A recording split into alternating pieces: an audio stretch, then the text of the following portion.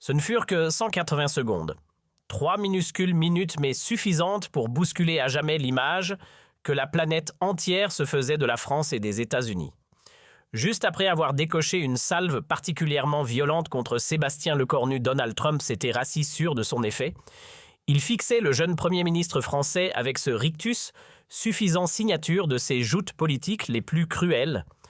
Dans son esprit et celui de ses conseillers déjà tout sourire, l'affaire était pliée une humiliation de plus pour un dirigeant européen qui, pensait-il, allait baisser la tête, bredouiller quelques excuses ou rester figé dans un silence gêné. Aux yeux de l'équipe Trump, le match était gagné d'avance, l'Europe encore une fois renvoyée au vestiaire. Mais ce qui suivit laissa tout le monde bouche bée et fit basculer l'histoire contemporaine des relations internationales. Contre toute attente, Lecornu se leva avec une lenteur presque théâtrale, habillé de cette prestance à la française, aussi raffinée que l'attaque américaine avait été brutale. Sans cligner des yeux, il planta son regard dans celui de Trump, aussi calme qu'une mer d'huile, et prononça une tirade qui fit frissonner les murs du sommet et chanceler l'ego américain. Ce n'était ni un discours convenu, ni une réplique brouillonne improvisée. Ce fut une déclaration de puissance ciselée implacable.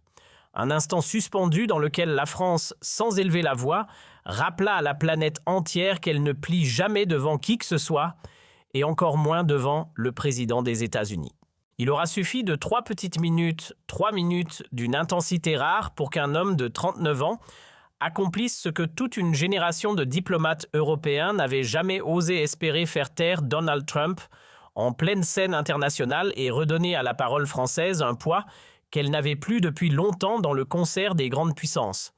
Mais pour saisir la portée réelle de ce qui s'est joué ce jour-là à Rio lors du sommet du G20, il faut revenir quelques semaines en arrière à un moment où la France vacillait dangereusement en proie à une crise sans précédent. C'est précisément cette instabilité apparente que Trump pensait transformer en arme pour ridiculiser publiquement tout un continent.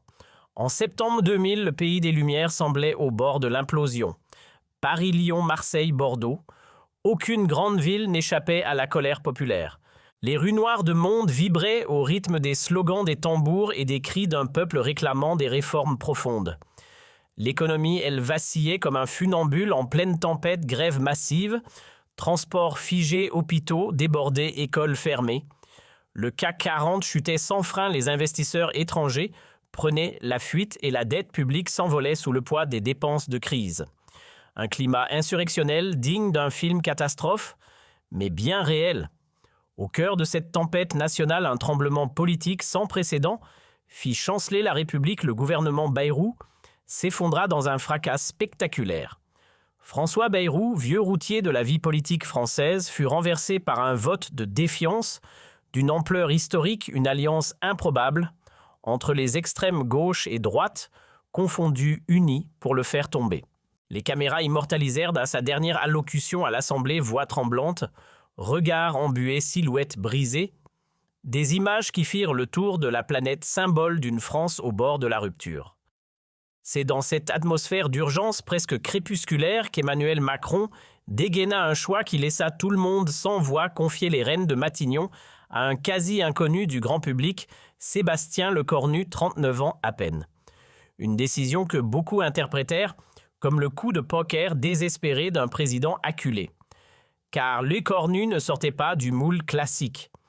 Bien qu'il ait brièvement occupé un poste ministériel, c'était avant tout un homme de dossier venu du privé, plus habitué au bilan comptable qu'aux batailles d'hémicycle. Froid, lisse, trop technique. Les éditorialistes s'interrogeaient comment ce profil discret pourrait-il dompter la tornade politique en cours. Dans la presse, les titres se succédaient. Le dernier pari de Macron, un fusible de secours, voire mission impossible. Et pourtant, contre toute attente à peine installée à Matignon-le-Cornu, dévoila une redoutable maîtrise politique. Droit dans ses bottes, il enchaîna les décisions fermes, réduisant au silence même les commentateurs les plus sceptiques.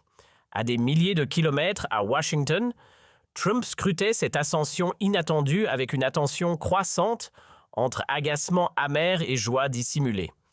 Car à ses yeux, c'était une opportunité en or, l'occasion, rêver d'abattre la France, ce pays insupportable, qui depuis des années osait lui tenir tête, torpiller ses décisions et faire la morale au monde entier au nom des droits de l'homme et des idéaux démocratiques.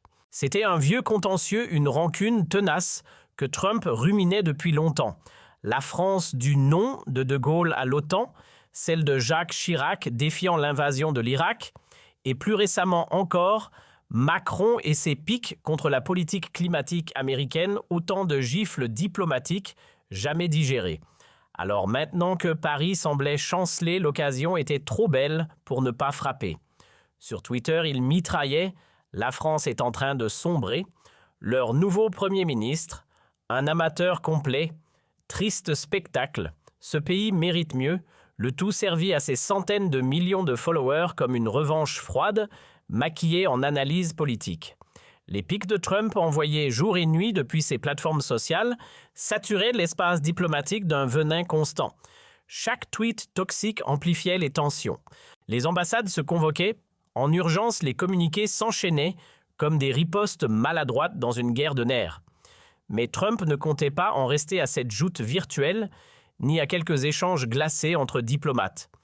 Non dans le secret feutré de son bureau ovale flanqué de ses plus loyaux conseillers, il peaufinait un plan bien plus retentissant, une mise en scène mondiale prévue pour frapper fort lors du prochain G20. C'est Steve Bannon, de retour dans l'ombre du pouvoir, qui souffla l'idée comme un poison dans l'oreille de Trump. « Donald, imagine un instant, tu écrases ce petit Français en direct devant les caméras du monde entier. CNN, BBC, Fox. Tout sera diffusé en temps réel. Ce ne sera pas un simple coup médiatique, ce sera un message planétaire, l'Amérique domine encore. Et l'Europe, elle n'est qu'un vieux continent incapable de régler ses propres crises. » Trump n'avait pas eu besoin de réfléchir longtemps, l'idée l'avait électrisé dès la première seconde. Il visualisait déjà la scène comme un chef-d'œuvre de sa stratégie politique. Ridiculiser l'écornu en pleine lumière sous les yeux des chefs d'État les plus puissants de la planète allait, pensait-il, réaffirmer une vérité qu'il chérissait. La France n'était qu'une puissance déclinante, l'Europe une ruine nostalgique, et seul l'oncle Sam pouvait encore prétendre diriger l'Occident. Dans sa tête, les gros titres défilaient, déjà les plateaux télé s'enflammaient, et les experts saluaient sa prétendue maestria diplomatique. Mais ce que Trump ignorait totalement et que même ses stratèges les plus aguerris n'avaient pas anticipé, c'est que de l'autre côté de l'Atlantique, le cornu peaufinait lui aussi son plan. En silence, loin des caméras et des micros, il préparait méticuleusement sa riposte. Tandis que Trump échafaudait son spectacle médiatique, le Premier ministre français lui réunissait dans la plus grande discrétion un cercle réduit de collaborateurs loyaux. Ensemble, ils se préparaient non pas à encaisser, mais à frapper là où ça ferait mal. À huis clos, loin des projecteurs et des micros indiscrets, le cornu transforma son bureau de Matignon en véritable quartier général stratégique. Autour de la table, une élite triée sur le volet. Hubert Védrine le Sage de la diplomatie française, mémoire vivante des jeux d'influence internationaux. Jean-David Levitt, vieux briscard des relations franco-américaines, fin connaisseur des arcanes de Washington, et Sylvie Goulard, experte pointue des dynamiques transatlantiques, réputée pour sa finesse d'analyse. Un trio redoutable prêt à disséquer le trumpisme comme un chirurgien explore une plaie ouverte. Pendant des heures, ils décortiquèrent la moindre syllabe prononcée par Trump. Discours, tweets, interviews, tout y passa. Les contradictions flagrantes, les mensonges recyclés, les incohérences calculées, rien ne leur échappa. Ils traquaient ses failles comme des chasseurs traquent une proie. Et c'est lors d'une de ces séances tendues que Védrine lâcha une phrase capitale. « Monsieur le Premier ministre, cet homme n'a qu'une seule arme, l'agression improvisée. Il mise tout sur l'intimidation et la surprise. Mais il a un talon d'Achille, il perd ses moyens face à une réponse calme, construite implacablement, logique. Il ne sait pas gérer la résistance intelligente. Gardez votre calme, soyez chirurgical. Prenez ses attaques, retournez-les contre lui point par point. Il perdra pied. » Ce conseil, Le Cornu l'avait gravé dans son esprit comme une devise. Et il s'y était préparé comme un stratège affûtant son arsenal. Pendant des semaines, il avait peaufiné son argumentaire, récité ses chiffres. Comme un comédien révise son texte, répété ses répliques jusqu'à la perfection. Car pour lui, ce duel à venir n'était pas un simple exercice politique, c'était une affaire d'honneur national. Une question de respect pour la République, de fierté française, d'image dans le miroir du monde. Impossible pour Lecornu de rester silencieux face aux provocations répétées d'un Trump devenu incontrôlable. Il ne s'agissait plus simplement de répondre, il fallait incarner la riposte. Le contexte était explosif, la guerre en Ukraine redessinait les équilibres mondiaux, l'économie vacillait sous les secousses d'une crise globale et les tensions commerciales montaient comme une marée noire. Pourtant, ce jour-là, une seule chose captait l'attention des médias, le face-à-face, Trump-Lecornu. Un choc que la presse internationale attendait comme une finale de Coupe du Monde. Tous les projecteurs étaient là braqués sur eux. La première journée s'écoula comme un orage contenu chargé d'électricité mais sans éclair. Ni Trump ni Lecornu ne firent un pas de travers, chacun resta dans son couloir, s'ignorant avec une précision presque chorégraphiée. Lors des clichés officiels, ils échangèrent à peine quelques mots froids comme la banquise. Devant les flashs, sous le regard stoïque du Christ rédempteur et les palmiers de Copacabana, les objectifs du monde entier capturèrent chaque froncement de sourcils, chaque sourire figé, chaque posture tendue traquant le moindre frémissement, pouvant trahir l'explosion à venir. Dès qu'ils se retrouvaient dans le même espace, l'ambiance changeait du tout au tout. L'air se chargeait d'électricité statique, les conversations s'éteignaient, et même les gestes les plus banals devenaient lourds de sens. Les autres dirigeants le sentaient instinctivement et adaptaient leur posture comme on le ferait en présence de deux fauves dans la même cage. Angela Merkel, spectatrice aguerrie en fin de parcours politique, observait la scène avec la sagesse d'une vétérane qui avait déjà survécu à 4 années de joute avec Trump. Emmanuel Macron, bien que physiquement présent au sommet, n'était plus qu'une ombre dans le décor, son autorité érodée par les turbulences intérieures. Spectateur silencieux de la tension grandissante entre son Premier ministre et Donald Trump, il observait les échanges sans intervenir comme relégué au second plan. Non loin de là, 2 vétérans du théâtre géopolitique mondial, Xi Jinping et Vladimir Poutine, assistaient à la scène avec une curiosité teintée d'amusement. Ces habitués des provocations trumpiennes se demandaient, non sans malice, si l'Europe allait enfin voir émerger en la personne de Lecornu un contrepoids sérieux à l'arrogance américaine. Mais dès le lendemain matin, lors de la session dédiée à la sécurité globale et à la défense commune, un terrain miné où l'OTAN et la guerre en Ukraine occupaient le centre du jeu, Trump décida de sortir les crocs. Le timing n'était pas choisi au hasard, il savait que ces thématiques offraient un angle d'attaque idéal pour ébranler la position française. À ses yeux, c'était le moment parfait pour porter un coup calculé, frapper fort et tenter de ridiculiser Lecornu devant toute l'Assemblée mondiale. Il voulait que chaque mot résonne comme un verdict, chaque pic comme un uppercut diplomatique. Pour Trump, c'était l'arène rêvée, un décor international des micros ouverts et un thème taillé sur mesure pour opposer la toute-puissance américaine à la mollesse supposée des Européens. À exactement 14h30, dans le cadre grandiose de la salle de conférence de l'hôtel Windsor-Barra, habillé aux couleurs éclatantes du Brésil, il se leva comme un acteur entrant en scène. Démarche assurée, sourire prédateur aux lèvres, celui qu'il réserve aux cibles qu'il veut déchiqueter, il arborait son éternel costume bleu nuit, assorti de cette cravate rouge flamboyante devenue sa signature. Derrière cette posture se cachait comme toujours un mélange de vanité et de stratégie calculée. Face à lui, autour de la table circulaire, les 19 autres chefs d'État du G20, ainsi que les représentants de l'Union européenne, scrutaient ses moindres gestes. Tous savaient que Trump devenait véritablement redoutable lorsqu'il se sentait en position de force, surtout s'il flairait la moindre faille chez son opposant. Il entama son intervention par les banalités diplomatiques, attendu appel à l'unité défense du monde libre, menace globale à affronter ensemble. Mais rapidement, le ton changea. Sa voix se durcit, son regard se fixa. Fini les généralités, il passait à l'attaque. Plus personnel, plus incisif et beaucoup plus dangereux.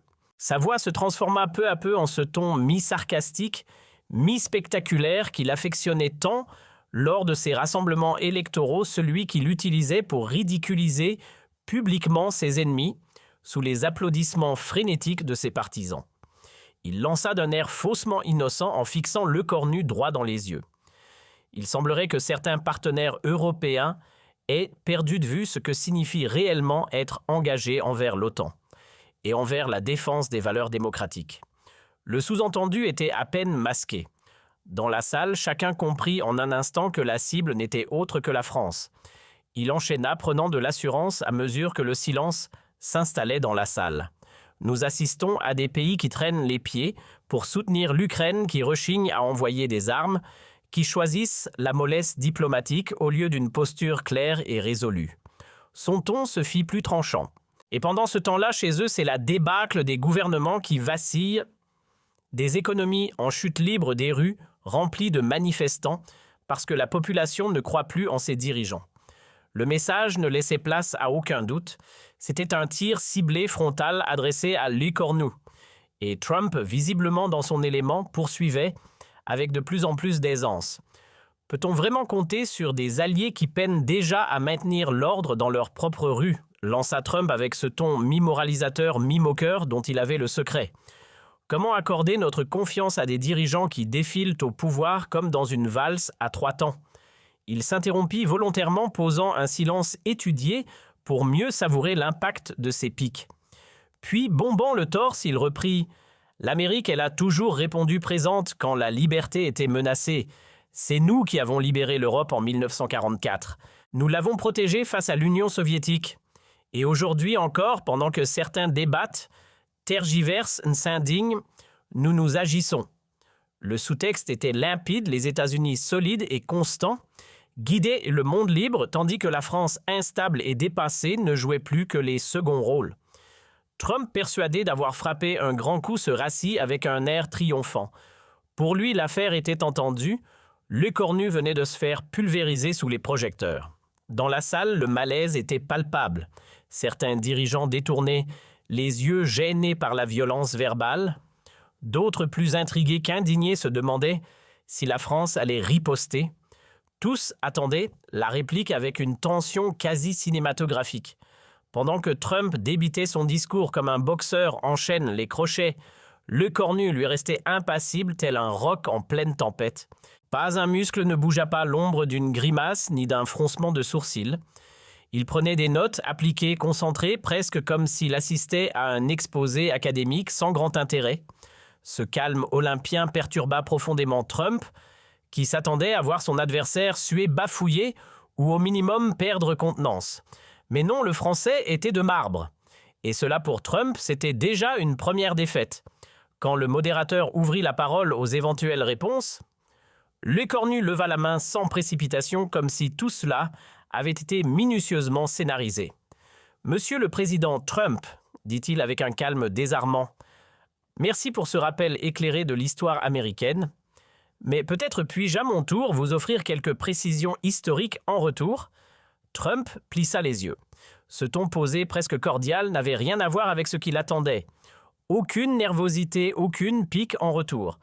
Juste une assurance tranquille, presque dérangeante. Et pour la première fois, le président américain sentit une légère brèche s'ouvrir dans son armure. « Vous aimez beaucoup parler de 1944, monsieur Trump », lança calmement Lecornu en se levant comme s'il s'apprêtait à entamer un cours d'histoire. « C'est votre refrain préféré, non ? L'Amérique qui sauve l'Europe. » Il laissa un court silence peser dans l'air, puis reprit chaque mot plus précis que le précédent.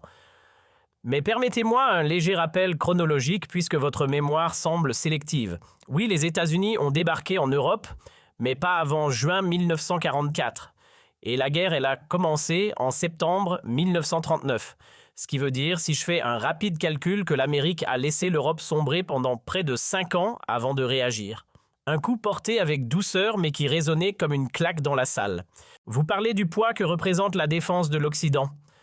Très bien, allons-y, répondit Lecornu sans hausser le ton, mais avec la précision d'un chirurgien. Vous savez quel pays en Europe investit la plus grande part de son PIB pour soutenir militairement l'Ukraine? Je vous aide, ce n'est ni l'Italie ni l'Allemagne. Il sortit un papier de sa poche avec une lenteur calculée. C'est la France. 1% de notre produit intérieur brut en aide militaire directe. Les États-Unis, 7%. Alors dites-moi, monsieur Trump, qui porte réellement le fardeau? À ce stade, toute la salle était suspendue aux mots du Premier ministre français. Même les traducteurs d'habitude imperturbables semblaient oubliés par leur professionnalisme, fascinés par la joute verbale en cours. Lecornu esquissa un sourire presque complice. « Vous aimez vous moquer de la fréquence à laquelle nos gouvernements changent ?» Il marqua une pause avant de conclure sur un ton à la fois tranquille et cinglant. « En démocratie, monsieur Trump, le changement de dirigeant se fait à la demande du peuple. C'est ce qu'on appelle l'alternance démocratique. Vous devriez essayer, c'est étonnamment vivifiant. » Le tacle était frontal et cette fois, il faisait mouche.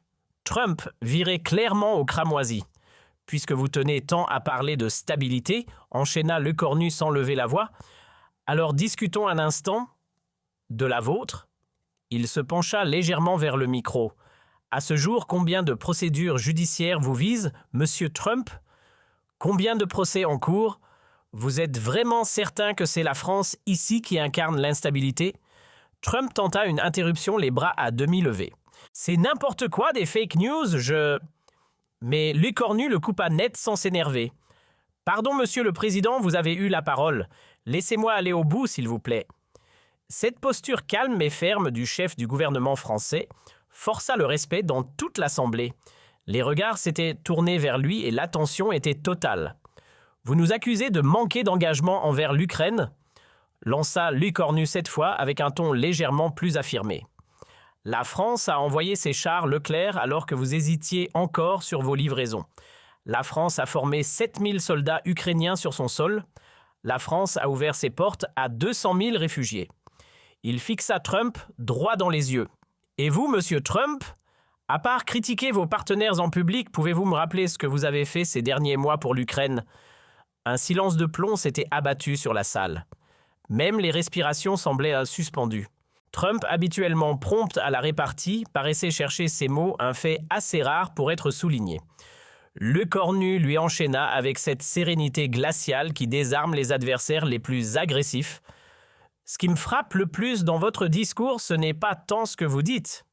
C'est ce besoin irrépressible qu'ont les États-Unis de jouer les donneurs de leçons planétaires. » Il marqua une courte pause. « Vous prétendez nous apprendre à gouverner, à négocier, à défendre nos idéaux.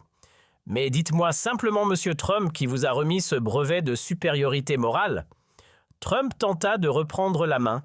« L'Amérique est le chef de file du monde libre. » Mais Lecornu déjà prêt le coupa, avec un rictus à peine voilé. « Le chef de file du monde libre, vraiment ?»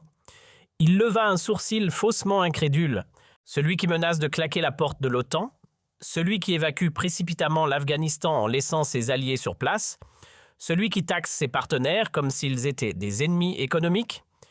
Si c'est ça votre définition du leadership, elle mérite peut-être une mise à jour, un moment digne d'un final de film. » Autour de la table, les chefs d'État se lançaient des regards aussi surpris que fascinés. Jamais auparavant Trump n'avait été remis à sa place avec une telle finesse mêlée d'autorité.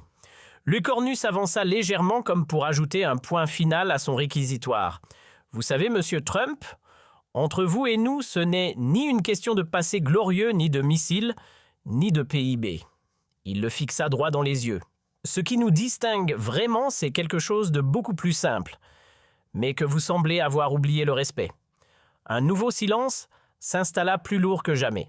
Puis Lecornu reprit chaque mot, tombant comme un coup de marteau. « La France honore ses alliances. Elle ne joue pas à la roulette russe avec ses partenaires. Elle ne manipule pas ses amis comme des pions. » Il fit une pause avant d'achever d'un ton sec. « Et surtout, monsieur Trump, notre diplomatie ne se résume pas à 280 caractères sur un réseau social. » Le visage de l'ancien président vira au gris cendre.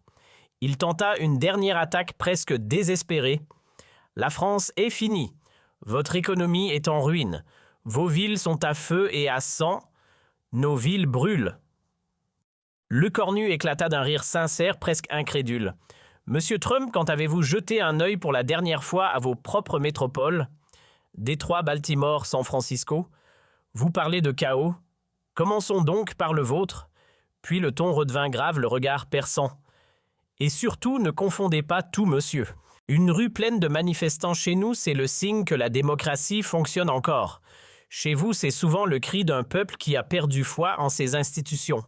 Il y a une nuance, et elle est fondamentale. Et là, Lecornu lâcha la phrase qui allait devenir virale répétée sur toutes les chaînes imprimées dans les manuels d'histoire, mais pour des raisons que Trump n'avait pas prévues. Vous voulez savoir ce qui fait réellement la grandeur de la France, Monsieur Trump? Sa voix descendit d'un ton comme porté par le poids des siècles. C'est que nous n'avons jamais eu à ériger des murailles entre nous et nos voisins, que nous n'avons jamais eu besoin d'intimider nos alliés pour gagner leur loyauté, et surtout que nous n'avons jamais eu à fabriquer des mensonges en série pour conserver notre place au pouvoir. Une réponse qui résonna comme un coup de canon. Un silence de cathédrale s'abattit sur la salle si dense qu'on aurait pu percevoir le vol discret d'un moustique. Les caméras en chasse d'authenticité capturaient chaque micro-réaction, chaque œil écarquillé, chaque souffle suspendu. Et là, au cœur de ce moment historique, Donald Trump, l'homme aux tweets tonitruants et aux envolées musclées, se retrouva étrangement muet.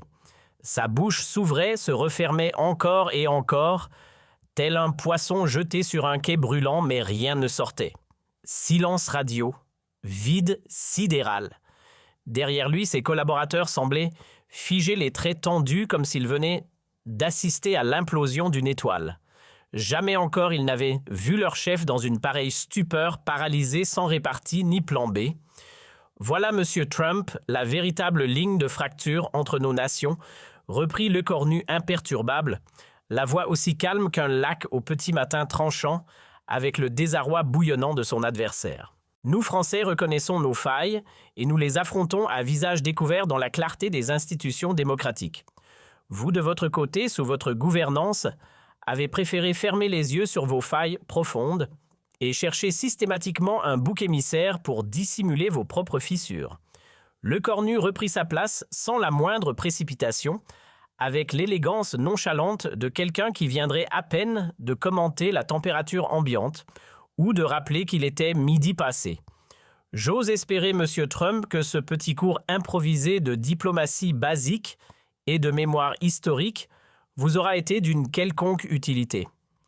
Il me semble qu'il est désormais temps de recentrer nos échanges sur des sujets réellement urgents, ceux qui concernent nos peuples et la survie même de notre planète. Ce fut une déflagration, instantanée, totale, spectaculaire.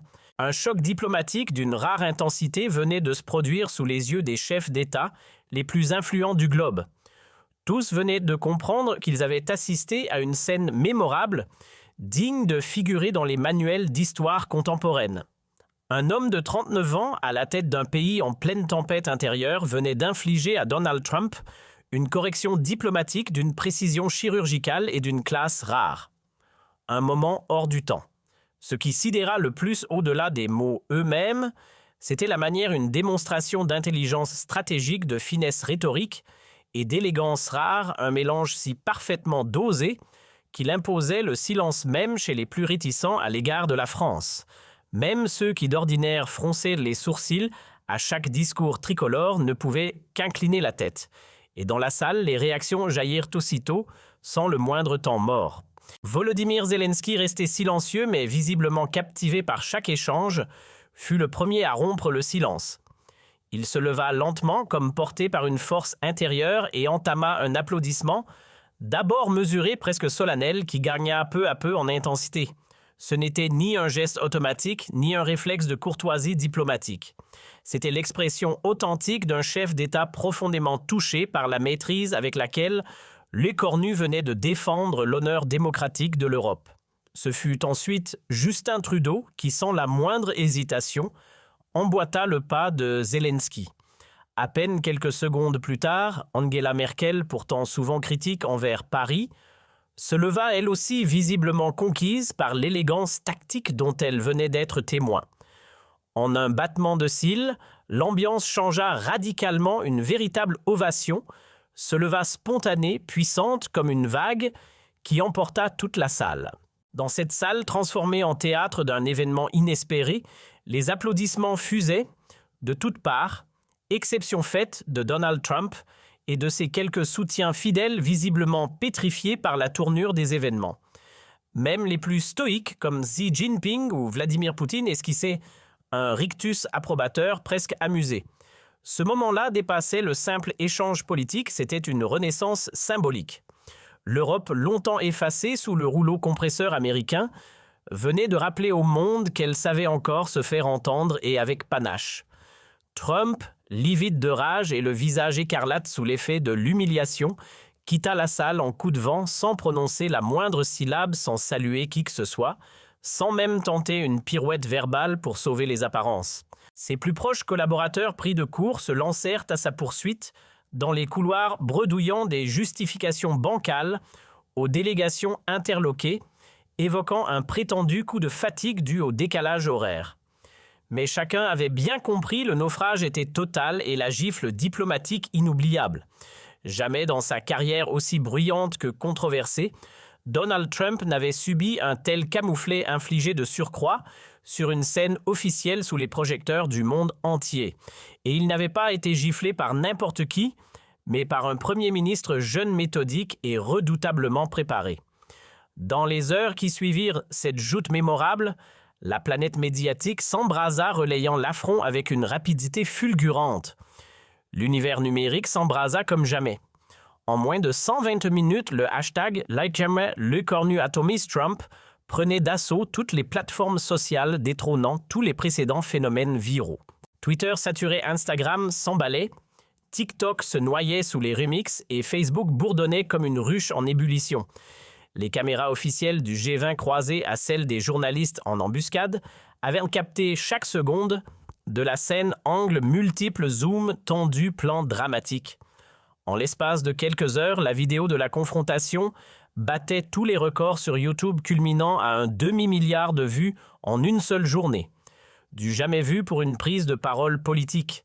Les grands médias de la planète, qu'ils soient anglo-saxons, européens, asiatiques ou moyen-orientaux, ne parlaient même plus que de ça, cette riposte française d'anthologie, ce revers cinglant infligé à Trump, aussitôt qualifié de « gifle diplomatique du siècle ».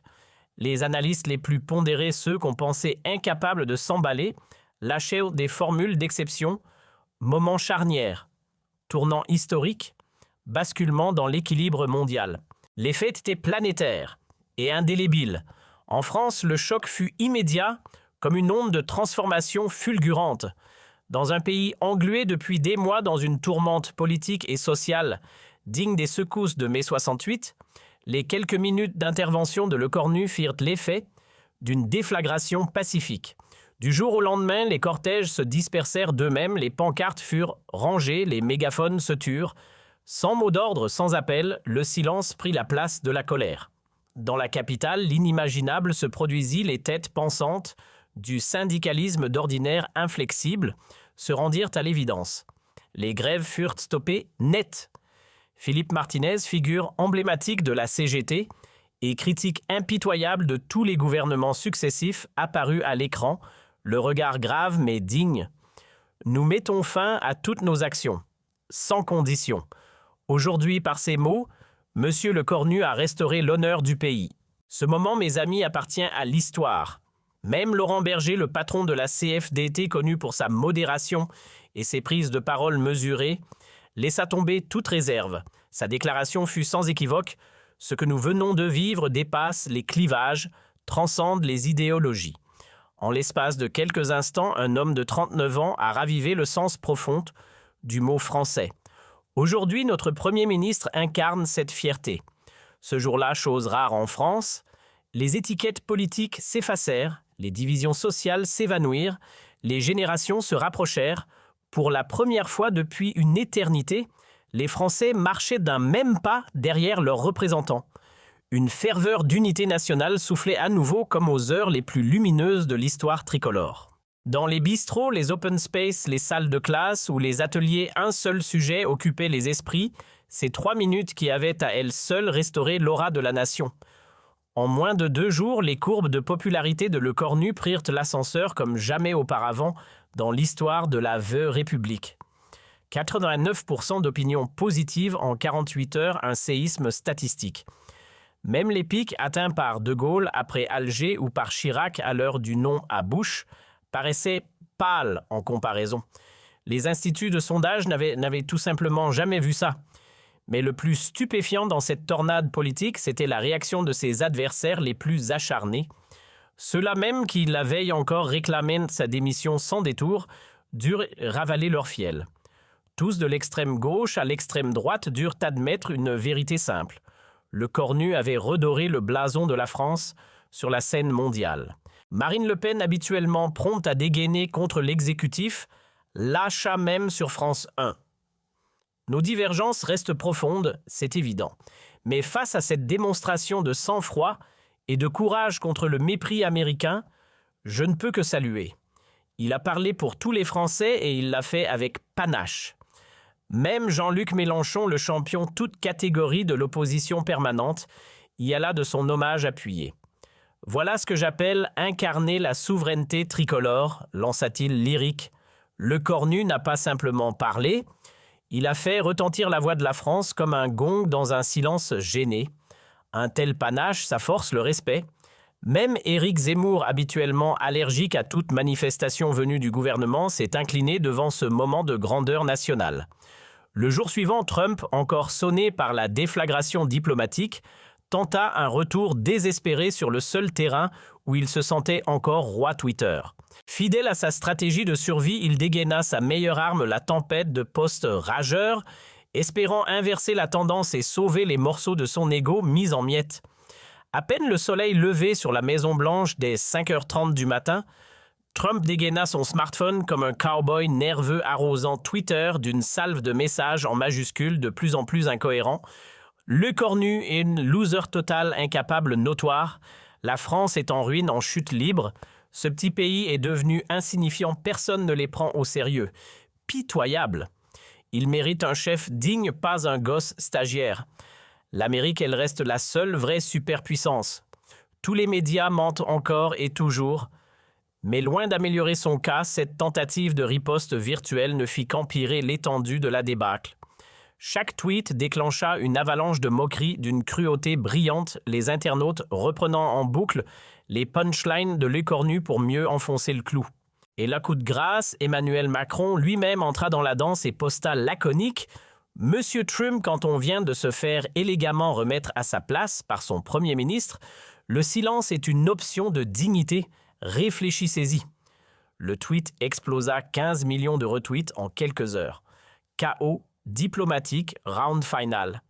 Plus Trump inondait Twitter de messages furibonds, plus il validait malgré lui le portrait ravageur qu'avait dressé Le Cornu, celui d'un dirigeant impulsif emporté et complètement déconnecté des exigences de la diplomatie. Son équipe de communication en état d'alerte maximale tenta désespérément de lui arracher son téléphone, le suppliant de mettre fin à cette spirale d'autosabotage. Rien n'y fit. Dans sa colère brute, Trump était devenu impossible à contenir comme une tempête qui détruit même ses propres murs. 7 jours plus tard, lors d'un entretien exclusif diffusé à 1 heure de grande écoute sur CNN Anderson, Cooper posa la question que tout le monde se posait depuis une semaine. « Monsieur le Premier ministre, qu'avez-vous ressenti pendant cet échange ?» qui restera dans les livres d'histoire. Le Cornu, fidèle à lui-même, afficha ce sourire calme, presque désarmant, devenu sa signature sur la scène mondiale. Vous savez, Anderson, je n'ai fait qu'énoncer des faits. Pas de théâtralité, pas d'exagération, et parfois les faits dérangent. Mais il faut bien les dire, parce que si on laisse les demi-vérités, les fictions et l'ego mal placés gouverner nos relations internationales, alors c'est la démocratie elle-même qui recule. Avez-vous, avec le recul, le moindre regret concernant la fermeté de vos mots envers le président Trump ? Relança le journaliste presque hypnotisé par le flegme imperturbable de son invité. Le Cornu n'eut pas besoin de réfléchir. Sa réponse claqua limpide, tranchante comme un rasoir. « Aucun. Et je leur dis avec conviction, il est inconcevable de rester silencieux quand un dirigeant étranger tente d'humilier publiquement votre pays. Se taire, ce serait trahir. La France ne se laisse pas piétiner et si certains l'oublient, nous sommes là pour leur rafraîchir la mémoire sans trembler, sans flancher. C'est la mission sacrée de tout représentant de la République. » L'entretien fit le tour du globe à la vitesse d'un éclair numérique. Plus de 500 millions de vues en quelques jours pulvérisant tous les records d'audience pour une prise de parole politique. Le cornu, jusque-là inconnu hors des cercles européens, devenait le visage d'une Europe nouvelle décomplexée droite dans ses bottes et bien décidée à ne plus subir l'arrogance trumpiste sans riposter avec fierté et panache. Des amphithéâtres de Harvard aux salles d'études de la Sorbonne, des campus verdoyants d'Oxford, aux auditoriums high-tech de Tokyo, l'affrontement entre Lee Cornu et Trump était déjà analysé comme une référence absolue en matière de stratégie diplomatique moderne.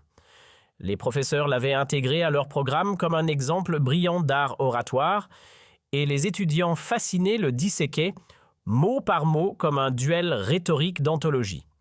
Et quand 6 mois plus tard, une enquête planétaire fut menée auprès de jeunes universitaires de 50 nations différentes afin d'identifier le discours politique qui les avait le plus marqués durant l'année, une réponse écrasante émergea, 73%, citèrent spontanément l'intervention légendaire de Lee Cornu face à Trump au sommet du G20 à Rio.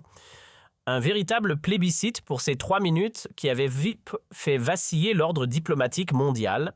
En un éclair de 3 minutes, le chef du gouvernement français avait gravé son nom dans les annales de la diplomatie mondiale. Il venait de démontrer avec brio qu'un esprit affûté, une préparation méticuleuse et une détermination sans faille peuvent suffire à faire vaciller même les géants. Face au poids lourd américain, il avait renversé l'échiquier sans élever la voix, simplement avec la force tranquille de la raison. Aucun analyste, même les plus aguerris, n'avait anticipé un tel séisme géopolitique. L'Europe, longtemps en quête d'un cap clair et affaiblie par des années d'effacement diplomatique face à Washington, retrouva d'un seul coup une stature, une voix, une fierté. Angela Merkel, alors sur le point de tirer sa révérence à la tête de l'Allemagne, admit publiquement que la France avait ce jour-là redonné une âme au vieux continent. De son côté, Ursula von der Leyen, présidente de la Commission européenne, salua ce moment comme une résurrection de la souveraineté européenne gravée dans l'histoire. Même des chefs d'État traditionnellement alignés sur Washington, comme le Premier ministre du Royaume-Uni ou le président de la Pologne, n'ont pu s'empêcher de saluer la posture courageuse et la prestance du dirigeant français.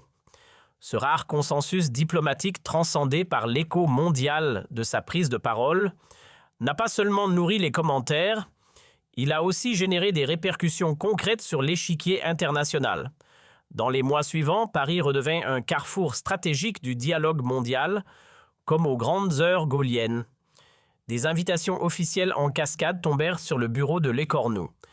Xi Jinping lui adressa personnellement une invitation pour une réunion confidentielle à Pékin.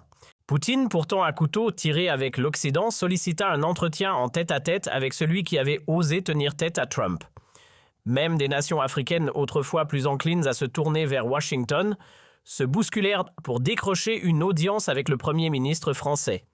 Même après plus de 2 ans, cette joute verbale d'anthologie entre Lee Cornu et Trump continue de résonner comme une référence incontournable dans toutes les académies de diplomatie du globe. On y enseigne comment, avec finesse, assurance et intelligence stratégique, un dirigeant peut défendre l'honneur de sa nation face à un géant militaire et économique sans jamais hausser le ton, mais en gagnant la bataille des idées.